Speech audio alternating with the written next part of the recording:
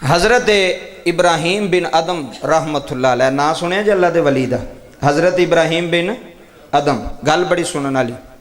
हज़रत इब्राहीम बिन अदम बाबा जी बादशाही छड़ के ना जी तो फकीरी इख्तियार की फकीरी बादशाही छड़ के तो फकीरी इख्तियार करना बहुत बड़ा काम है। मैं तुम्हें एक मिसाल दे देना फिर तुहानू गल समझ में आ जाएगी भी कारी साहब की कहना। मैं इत्थे मिंबर ते बैठा ना जी, तुसी मैनू इज्जत ना इत्थे बिठाया है, मेरे गल च हार भी पाए जे फुल्लां दे, तुसी सामने बैठे हो तो मैनू तुसी आखो कारी साहब मिंबर तो उठ के तो कोला लैके तो सड़क ते बह के मंगो, तो मैं की आखांगा, मैं यार इतों मिंबर तो उठ के तो मैं सड़क ते बह के तो कोला लैके लोगों को मंगा, ये मेरे को हो सकता काम? मैं कभी भी नहीं कराँगा। मैं अपनी गल पे करना कि यार इतों इज्जत वाली जगह तो उठ के तो मैं ज़ाहरी तौर पर तो जिल्लत ही है ना जी, सामने सड़क ते जाके कोला लैके लोगों को मंगा, नहीं हो सकता।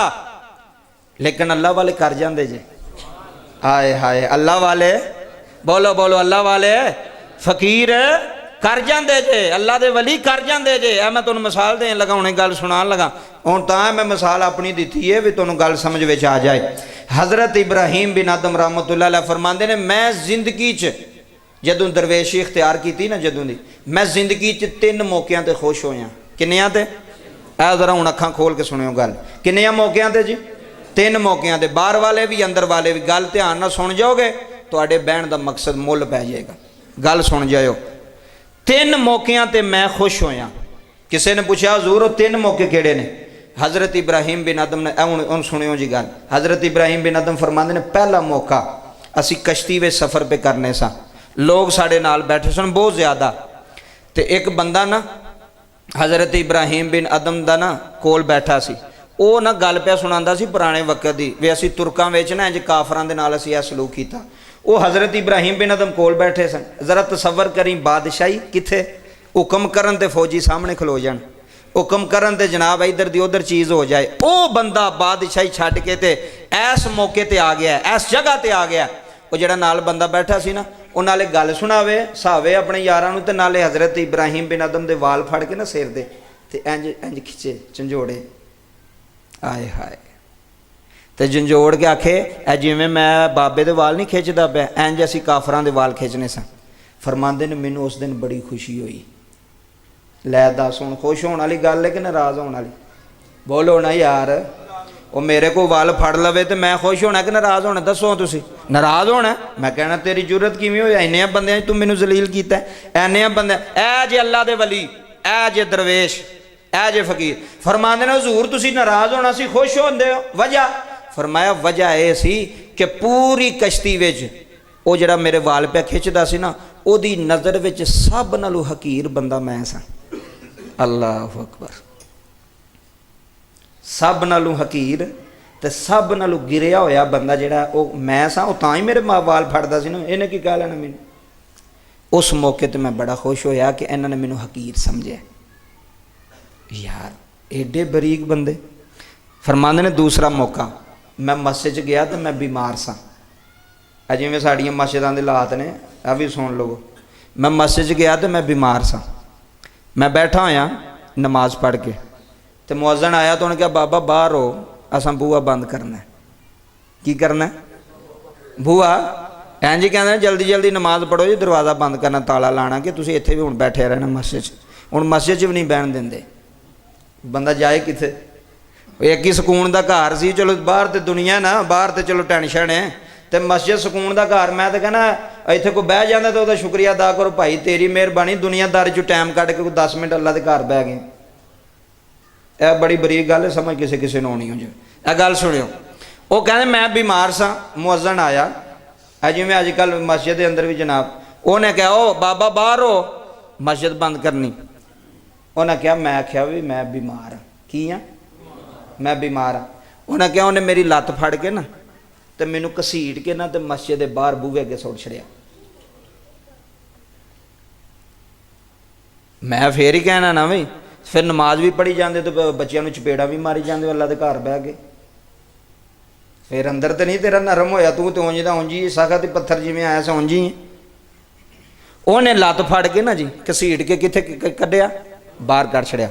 हज़रत इब्राहिम बिन अदम बिन फरमाने मैनू बड़ी खुशी हुई कि इस बंदे ने मेरे नाल ऐसा सलूक किया, मैनू बड़ी खुशी हुई। तीसरा मौका, आए हाय बहुत वड्डी गल। फरमाते ने मैं एक दिन ना गली दे विच बैठा सा, किथे गली दे विच बैठा सा, ते एक बंदा बड़ा आकड़ वाला आया, बड़ा गुरूर वाला आया, उन्हें ना मेरे उत्ते पेशाब कर छड़िया। अल्लाह अकबर कबीर। इस जगह ते जो बंदा सुट छड़दा ना अपने आप भी मैं कुछ नहीं, मैं कोई मेरे तो कूड़ा सुटो मैं कुछ नहीं, मैनू गालां कड्डो मैं कुछ नहीं, मैनू झिड़का मारो मैं कुछ नहीं। जो इस मकाम ते बंदा होंदा है ना फिर रब मिलदा जे, फिर रब मिलदा जे। मैं फिर बार बार कहना पाया, दाड़ियां रखन नाल रब नहीं मिलदा, पगड़ियां पाउण नाल रब नहीं मिलदा। रब मिलदा किदों जो तू अपने आप नूं मिटा देवें, अपने आप नूं खत्म वे, तेरा ना ही कोई नहीं। तेन कोई बंदा आवे बंदे आंदे ना ओ यार बंदा ऐसा ही, इहनूं कोई गाल भी कढ जे तो एवें चुप करे। मैं कहा वही तो बंदा है, जेड़ा उहदे पीछे लग जाए वो तो कुत्ता है। कुत्ते नूं पत्थर मारो तो वह की करदा, अगों पैंदा ना। आ बड़ा वड्डा नुकता जे। जेड़ा सबर कर जाए, जेड़ा सह जाए, जेड़ा बर्दाश्त कर जाए। फरमांदे ने बंदे ने मेरे ते पेशाब कर छड़ा, ओ यार अल्लाह दा वली मकाम वेखो हज़रत इब्राहिम बिन अदम दा। फरमांदे ने मैं उस दिन बड़ा खुश होया, वे इन्हें मैनू रूढ़ी समझिया, मैं गलियां दा रूड़ा कूड़ा महल चढ़ाया, बस ऐनी गल। अपने आप नूं मिटाना बड़ा औखा है, तकरीरां करनियां सौखियां ने, अपने आप नूं मिटाना बड़ा औखा है। कोई तुहाडे नाल सख्त लहजे च गल करदा, तुसीं नरम हो गए हो, समझो भी तुसीं ठीक हो। कोई तुहानूं गाल कढ़ छड़ी है, तुसीं सिर सुट छड़िया, तुसीं बोझदिल नहीं। तुसीं अपने आप नूं ये नहीं समझना भी ये बंदा मेरे तो वड्डा मैनूं गाल कढ़ गया या मैनूं चपेड़ मार गया, तुसीं बोझदिल नहीं।